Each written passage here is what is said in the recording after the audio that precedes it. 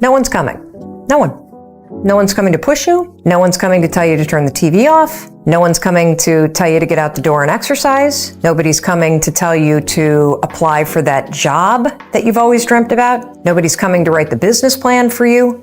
It's up to you. Just get up, move towards that challenge, whatever that challenge is. Move towards that challenge and go attack it. And you may be successful and you may not be successful, but you will be better. When every boy realizes no one's coming to save him, and that's when he becomes a man. And some boys never get there and stay children forever. Nobody cares about you. And I mean that in the most positive, optimistic, inspiring, motivating way. You think that everybody's paying attention. And because of that, it kind of controls how you think. And the reality is nobody gives a shit. Everybody is so focused on themselves in this world. Nobody has time for you. Look around you. There is no team. It was you. There was no weight loss program or mom and dad waking you up saying you can do it, you can be better, trying to build belief. You built belief when you had nothing. I found myself in a place that I just never envisioned I would be. I would wake up every morning just pinned to the bed with anxiety. And I became somebody that I barely recognized. And you know, the thing that's interesting about being stuck in life is that the fact is, you know what you need to do. That's the easy part. It's the how. How the do you make yourself do what you need to do when you are scared or overwhelmed or anxious or hopeless or depressed or any of the stuff that happens to you as a human? That's the $100 million question. And because you're only ever going to do the things that you feel like doing right now or that feel good right now, unless you understand that you've got to parent yourself, you got to push yourself, you're not going to make your dreams come true. You're just not. We're not wired that way. You weren't born that way. You weren't that way when you were growing up, and you're certainly not that way as an adult. And there's a tremendous amount of liberation that comes when you accept the fact that you're always going to need to give yourself a push. We don't want to be left alone by ourselves with ourselves. So we come in and we sit down and we get on our phone, or we turn on the TV, or we go wherever, we do whatever, because we don't want to face the reality of being by ourselves with ourselves. Start making yourself a companion that you're comfortable with, and become comfortable in your own skin. I've trained 99% of my life alone. No one pat me on the back. I did all of the work alone. And while I'm still hard on myself, I know what I did. You know, if you're going to create anything of value in this life, you're going to, even if it's with other people, you're going to have to be willing to be on your own for a bit, to forage on your own, to take walks alone. I just have bad news for everybody. Nobody cares that you don't have time to practice. Nobody cares that you didn't grow up with money. Nobody cares that you came from a bad neighborhood. Nobody cares about your problems. Stop with the pity party. Stop feeling sorry for yourself. And remember, no one is going to save you but you.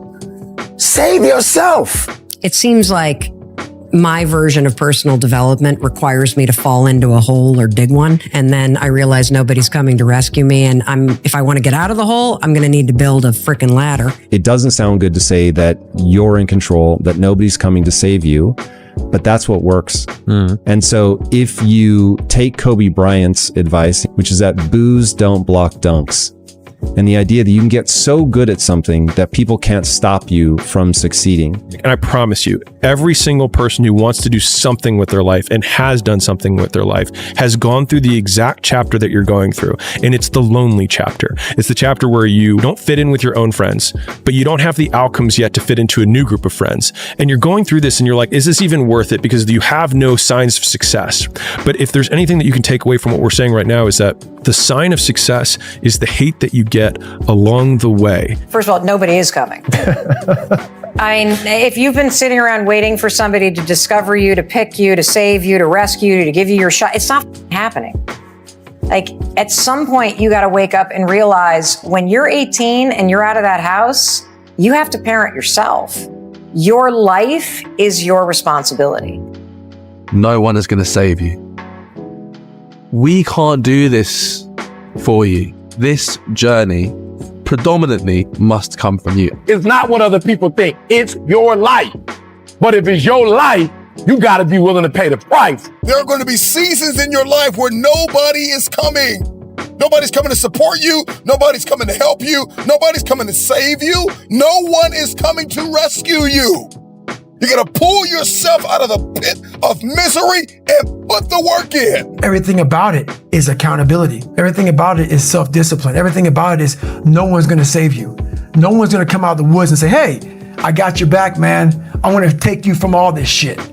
I got to do it all on my own now, you know? But that's the truth. I had to do it on my own, you know? Just like he did. You got to do it on your own. Sometimes you just have to have the ability to save yourself. I'm not going to say it was easy because it wasn't, but I had to learn it. You have to take your own responsibility. No one's going to save you. You have to do it. You got to learn to pick yourself up on your own. A lot of times these fights and these battles, you got to be your own coach. You got to be your own motivator. You got a long journey ahead of you because you're going to find out that while your dad did a lot of shit to you, you're going to have to make it on your own. You have to be alone in a very dark place in your mind to think about what is important to you. So you're going to feel the pain of being ostracized from the group of friends that you used to have, but you're stuck in this messy middle where you haven't yet worked out who you are on the other side of this. And that lonely chapter that's in the middle is something that I would say almost nobody that I've ever met who has gone from a place where they are to a place where they want to be hasn't gone through. You have to make that start. You have to separate yourself from the pack. You have to be willing to spend time with yourself. You have to sacrifice. Successful people have mastered the art of spending time alone. When I get time with myself, and I get in my head and I get in my heart and I understand my behaviors and my belief systems and my parameters and what I need to do and how I need to sow and where I need to send my energy and how I need to execute in the day. It's a superpower when you spend that time alone and you can think and you can pray and you can meditate and everybody's not in your mix. You're able to grow something